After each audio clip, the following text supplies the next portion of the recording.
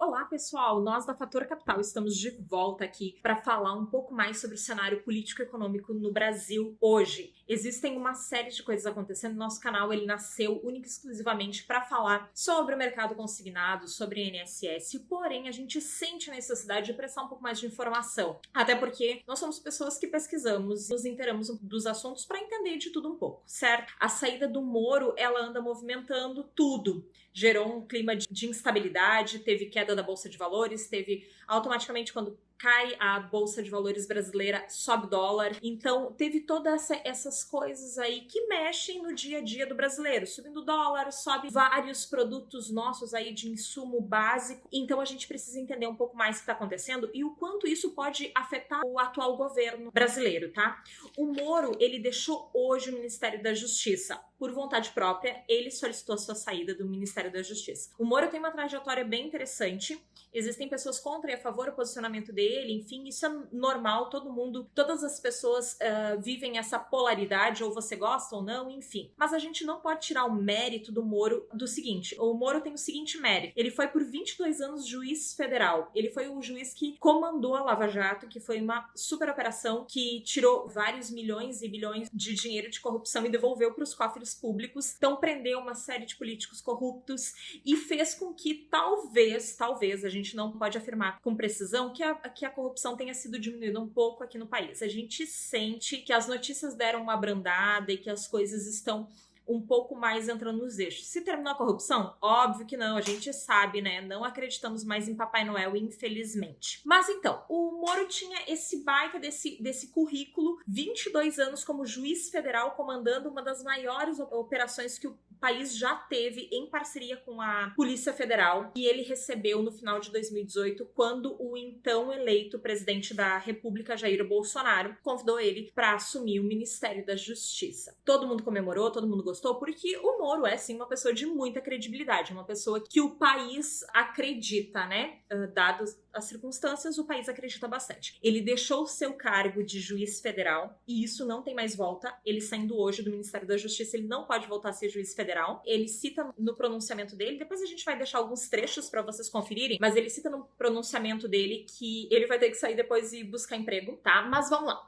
Vamos acompanhar um pouquinho como é que foi o início da história do Moro como ministro da Justiça e o seu fim. Por que se deu o seu fim, né? Até porque eu acredito que ele foi um dos ministros da Justiça mais aclamados aí no nosso país, né? Um dos ministros da Justiça que mais teve a opinião pública a seu favor, tá? O Moro recebeu o convite do atual presidente da República, o Jair Bolsonaro. Ele fez apenas duas exigências. Uma de cunho pessoal, que ele revelou somente hoje, e outra de cunho profissional, que envolvia diretamente o cargo dele. Vamos falar primeiro a de cunho pessoal. Na de cunho pessoal, ele pediu o seguinte: excelentíssimo presidente, se no exercício da minha profissão, do meu mandato como ministro da Justiça, eu vir a morrer, falecer por qualquer motivo, eu gostaria de solicitar que a minha família ficasse resguardada, recebendo uma pensão. Porque ele fala no pronunciamento dele que ele não enriqueceu, nem como juiz federal e também não como ministro da Justiça. A gente sabe muito bem que ele tem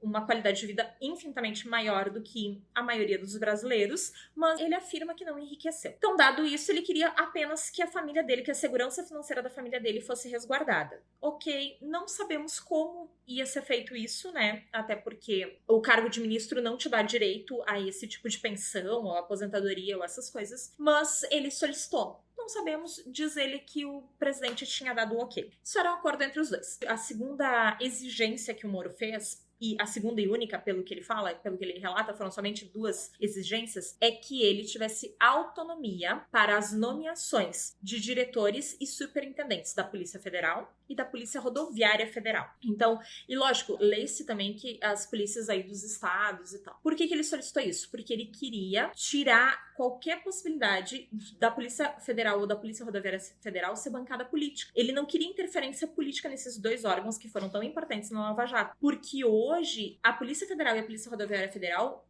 são os órgãos mais mais idôneos que a gente sente dentro do nosso país. A gente realmente tem bastante confiança nesses dois órgãos, né? Então, o que ele solicitou? Que ele pudesse nomear, que qualquer nome que surgisse para cargos importantes, diretoria, superintendência, qualquer nome que surgisse a partir disso, que ele pudesse dar o aval dele, se ele concorda ou não. Porque ele queria priorizar cargos técnicos. Em geral, profissionais que já estivessem fazendo carreira dentro da Polícia Rodoviária Federal ou da Polícia Federal, tá? Então, essa foi a exigência dele. Acordaram, o presidente aceitou, Moro tornou-se ministro da Justiça e assumiu no início de janeiro. Tudo lindo, então. Passou janeiro de 2019, início de 2020. Logo que o Moro assumiu, então, ele nomeou a pessoa do senhor Maurício Valeixo para diretor da Polícia Federal. Já era profissional da Polícia Federal há muitos anos, enfim, e ele assumiu esse cargo. Acontece que desde a metade de 2019, o presidente Jair Bolsonaro vem pedindo que substituam a pessoa do Valeixo. Ele não queria mais, ele queria outra pessoa na diretoria da Polícia Federal. E o Moro sempre, ele conta isso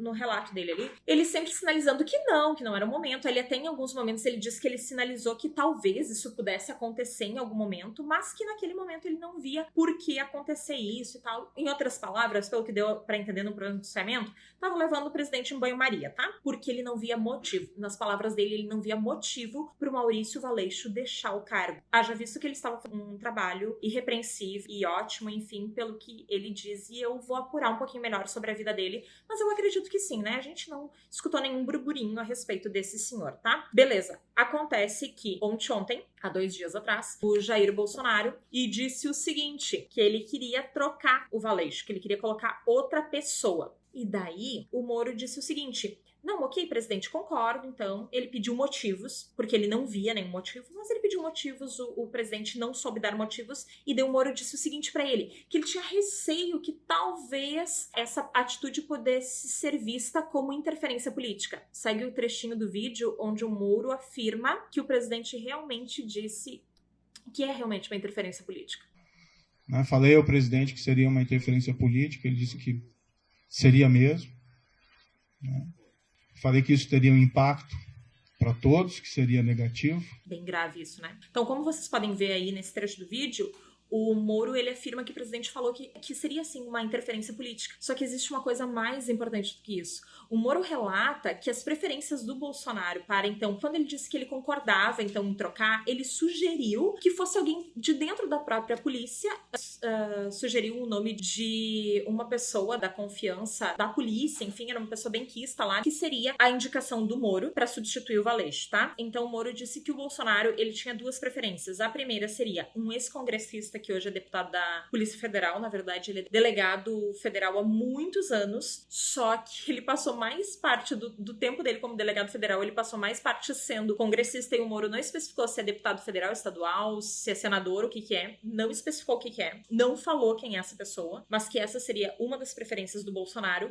E a outra preferência do Bolsonaro seria o atual diretor da ABIN. Que lindo! Tá, a ABIN é a Associação Brasileira de Inteligência, tá? Maravilhoso, diz que é uma pessoa irrepreensível. Só que nós temos um pequeno problema neste senhor ser mencionado. O interesse do presidente, porque o atual diretor da ABIN, Alexandre Ramagem, ele foi chefe da segurança pessoal do Bolsonaro em 2018, na época da campanha. Então existe, sim, um conflito muito grande nisso. E a preocupação do Moro é que esse cargo na Polícia Federal se torne palanque político. E não é isso que ele quer. Ele mesmo menciona que ele não quer jogar no lixo a biografia dele. Porque todos os cargos da Polícia Federal, Polícia Rodoviária Federal, tem que ser assinado pelo Moro. Ele tem que dar o aval dele pra pessoa que vai entrar. Então é bem complicado isso. Ele se viu numa situação bem delicada. E ele falou sobre a preocupação dele nisso se tornar uma interferência política muito grande. Segue o trechinho do vídeo que o Moro fala sobre isso, tá? Não são tantos essa questão de quem colocar, o problema é por que trocar, né? E permitir que seja feita a interferência política no âmbito da Polícia Federal. O presidente me disse mais de uma vez, expressamente, que ele queria ter uma pessoa do contato pessoal dele, que ele pudesse ligar, que ele pudesse colher informações, que ele pudesse colher aí relatórios de inteligência, seja o diretor, seja o superintendente, e realmente não é o papel da Polícia Federal. Como vocês podem ver no trecho do vídeo, o presidente Bolsonaro, ele confirma para o Moro que sim, seria uma interferência política, porque ele quer uma pessoa da confiança dele, que ele possa pegar o telefone, ó, e ligar e perguntar sobre como anda as investigações que a Polícia Federal está fazendo. E isso é gravíssimo. Nós vemos que isso não pode acontecer, não pode existir essa interferência. E existe um trecho nesse pronunciamento do Moro, onde o Moro diz que o presidente fala que tem inquéritos andando no STF e que a troca hoje de diretor da Polícia Federal seria oportuna. O presidente também me informou que tinha preocupação, né, com inquéritos em curso no Supremo Tribunal Federal e que a troca também seria oportuna da Polícia Federal por esse motivo.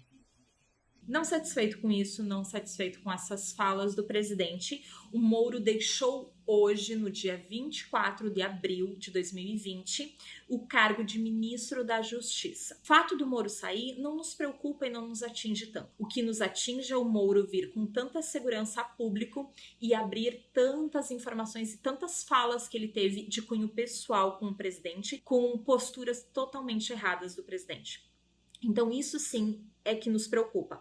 Agora, vocês sabem por quê? Nossa, o presidente só estava dando a opinião dele. Não, galera. Sabe o que acontece? Hoje, o nosso presidente ele tá com uma taxa de 33% de aprovação somente. Não é uma taxa boa. No início, ele liberava 70% de aprovação. Essa taxa de 33% de aprovação tá no limite. Se isso cai mais um pouco, isso fragiliza o governo. Lembra o que aconteceu na Dilma no passado ali? Se fragilizar o governo mais um pouco, abre espaço para um impeachment. E da impeachment sim nos preocupa, porque o nosso país ele ainda não se recuperou do impeachment da Dilma. Realmente é bastante grave quando acontece um impeachment em um país. Existem países que nunca aconteceu e nós já tivemos 2 presidentes impeachmentados num curso de democracia muito curto. A nossa democracia ela é muito recente, ela tem 30 anos e alguma coisinha. Então nós termos um terceiro presidente impeachmentado é bem prejudicial para a nossa economia. Nós estamos cada vez sendo vistos como um país não confiável e isso pode ser mais prejudicial ainda. Então, o interessante seria que o nosso excelentíssimo presidente sentasse um pouco o pelo, como a gente fala aqui no Rio Grande do Sul, colocasse a cabeça no lugar e analisasse o que é melhor realmente para o país. Pelo seguinte, pessoal, de tudo que nós